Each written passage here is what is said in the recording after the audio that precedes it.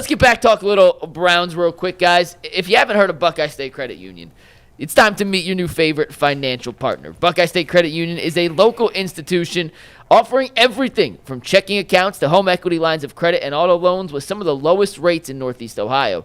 Their Cleveland branch is in Shaker Heights, which is one of 5 locations across the state, making it easy to find one near you. And if you can't get to a branch, no problem. They make banking simple through digital banking. What sets them apart? They make banking personal and convenient. At Buckeye, their focus is you. Their core values, connect, simplify, and adapt, guide everything they do. They bring people together, cut through the clutter, and are innovative. To learn more, visit buckeyecu.org. Buckeye State Credit Union, your money simplified. Man, Kendrick Perkins saying some dumb stuff as usual. Save it for overtime. It's a great overtime tease.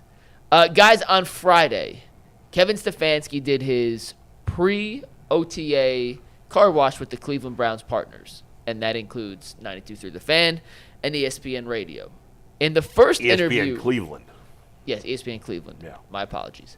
In his first interview with Ken and Lima on Friday, he was asked about the quarterback position, the quarterback battle, and he said, all 4 guys are going to have a chance to compete. All 4 guys, we are excited to see what they bring to camp. We're excited to see all 4 use the word or the number 4 multiple times.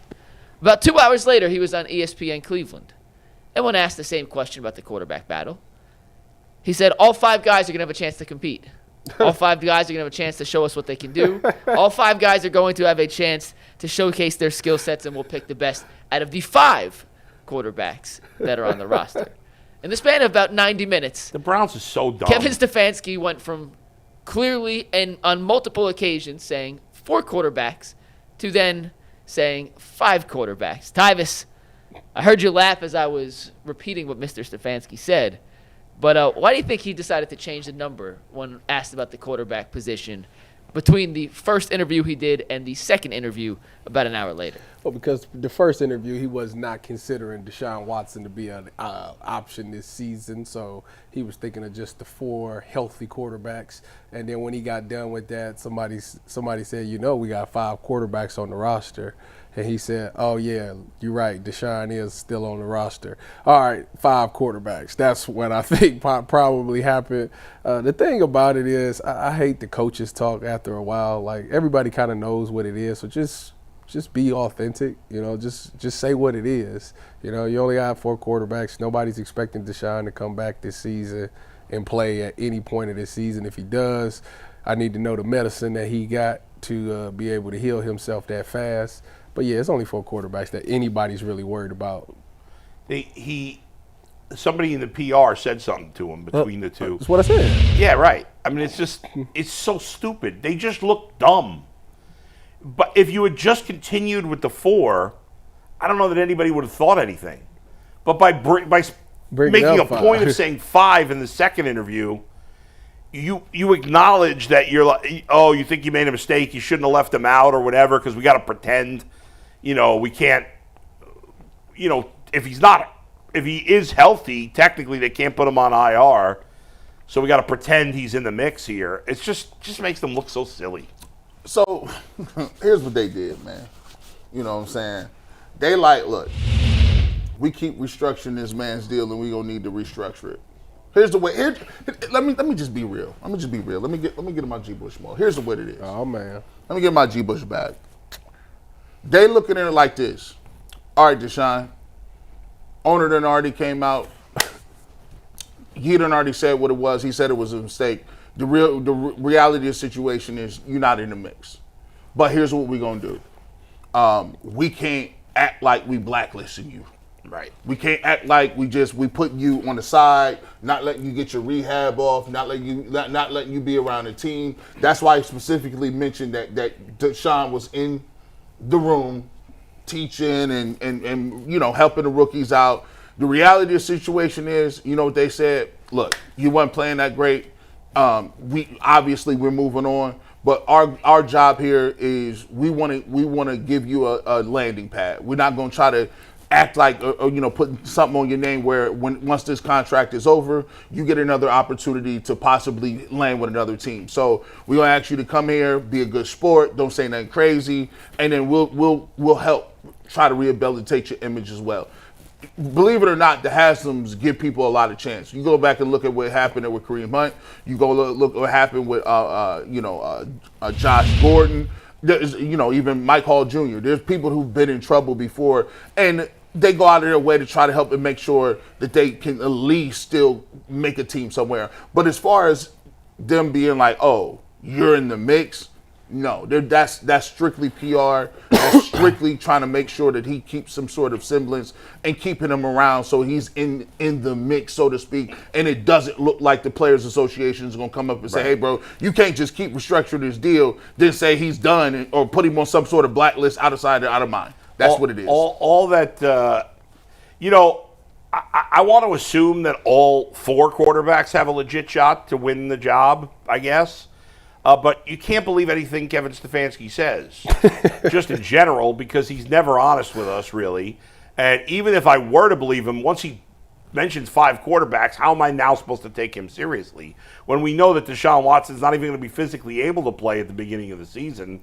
And you want to, I hear what you're saying. Maybe they are probably trying to help in that vein. Maybe he'll get another opportunity. I doubt it, but maybe. But it's just, I don't believe anything he says. I don't know if anybody has. The coach interviews really are, and we always wanted them. And I always, when I was at the station, the radio station, I always wanted the coach interview or the GM interview.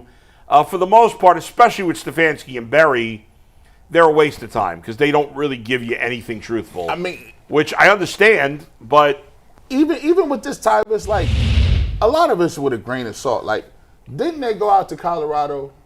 The whole think about this. They did. Everybody, the entire the whole building went to Colorado, right? Yeah. Then they traded Travis Hunter, and then Shedeur fell to the 5th round. Yeah. So, I mean, you can't take anything that happens. I mean, they probably sat there at dinner. They saw everybody. They was there. The owner, the wife, everybody was there. So it's just like with coaches, they got to cover all their bases. He's probably thinking, now here's what I will say this. I mean, if everybody gets hurt, I mean, the Cleveland Browns be playing 4 or 5 quarterbacks a year sometimes, it seems like. If everybody does get hurt, would they elevate Deshaun Watson to an active roster? Sure, at the end of the season. I doubt it. I don't think they will. If he goes on the I didn't say starting. If he goes on the IL before the year, I don't even think he can play. I think that's the goal. I think it's the goal of, hey, look, we're going to come out during camp. When you get out here, we're going to put you in that PUP list. That's what's going. We're going to give you that JOK. Yeah. You know what I'm saying? Right. And then we rehab it. And they're going to probably cut him after next year. And that's what's going to happen. After this season. Yeah, they'll give him that. Once he was on PUP, then they'll say, okay, now you go back to the four competition. Yeah. Go ahead, Mike. Before we move on and get to our last topic, on the quarterback battle, because we talked about it earlier, but this was a side topic. But when we see all these 4 guys together, and we'll dive into this deeper after we see some videos and we have Zach talk about what he saw in person, and we'll get Mary Kay on to fill us in. G, do you think, and I know it's early, but do you think one of these guys has a chance to separate themselves like right away when they get into camp today for the first time as a collective 4? I'm using the 4 intentionally as a 4 quarterback competition. Do you think like almost immediately one person has a chance to separate themselves from the rest and not necessarily hold on to the lead the whole time? But do you think it'll be obvious that one guy is just on a different level, whoever it may be? Tyvis can answer this a little bit. Because he kind of gave the question away a little bit earlier. He said, you just can't go out there and let him start. Tyvis knows it's like, so They're when not playing football. When you come in. So how do you separate yourself? The young dudes, they going to overdo. Watch this. If Joe make a mistake, they're not going to chastise Joe in front of nobody. If Kenny make a mistake, they can pull him to the side and talk to him. But they're going to make examples out of them young boys. They're going to make it. Tyvis know. That's a fact. When you get on that whiteboard, they're going to ask them some questions they didn't even taught them yet. They're like, bro, we didn't go over this play. Well, what you think we going to run? That's a fact. They're going to test them. There is nothing that they can do in the first couple of weeks that's going to separate themselves because the game is not about that. They is not about to let you get that off that first couple. Like, you can have some great throws, but then they'll come back and say, yeah, he had some great throws. We need to work on his eyes, his placement a little more. Little stuff like that. They're going to keep them grounded until the pads get on. But when you get the pads on, pads don't lie. 7-on-7 with pads against other teams, and then you like, hey man, joint practices. You see how he threw that ball against Denzel Ward? That's Denzel. Mm-hmm. That's 21 over there. He threw it. Dang. All right. Then you can start having some stuff where people. But right now, they're not gonna let it go down, Tigers. They're gonna keep them right under the coat pocket. That's exactly what's gonna happen. As far as the separation thing, I mean, I think G. Bush is right. I mean, who's getting in and out of the huddle? Who's reading the defense the best? Who's getting the ball out? Who's got good chemistry with the receivers? I mean, that's about the only thing you're gonna see. Obviously, it's different when you got that pass rush and all those things. I think the Browns don't the Browns have 2 joint practices in camp this year? Yeah. Yep, Carolina. That's intentional. Both on the road, Philly, Yep. right? That's intentional. I think that's whenever you hear reports out of that, that's when you know who doing what. Because But even still, there's no hitting in that. but still, like, it's different. Right? It's different when you going against your boys and it's against another team. Like, it's a competitive thing that come over you. Like, I'm about to go out here and dog somebody. Especially if you start getting cooked early on. Yeah. They be hooping it up on the other side. You be like, you get the veterans. Hey, we ain't about to let that go down right now. I'm telling you.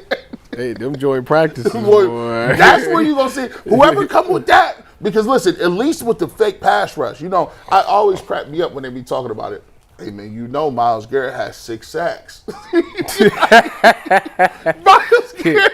I said I didn't know they was tackling folks. I be watching them little highlights and I'll be like, wow, they really can't block him. They say, man, listen, Myles, go to the side. That's where you really know, because you got defensive ends running upfield in 7-on-7s, and you got to get the ball out. So the one thing I'm watching, because here I will say this. I'm a firm believer. If I wanted Shedeur Sanders at 2, at worst at 33, of course I already think that he's better than other quarterbacks, because that's the type of talent. That's where I would have picked him at. And if he was at 2 or 33, and he still had the same exact skill set, we would be talking about him starting and playing. Right. Well, and then only be 3 quarterbacks. It'll be 3 quarterbacks, not 4. Yeah. But since he moved to the 5th round, that's cool. They might have to go along with it. But to me, I think if you ask who got the best tools, I'm going with Shedeur Sanders. Is the quarterback coach the dude that Deion played with? That's Bill Musgrave? Yeah, that's quarterback's coach? Yeah, I think so.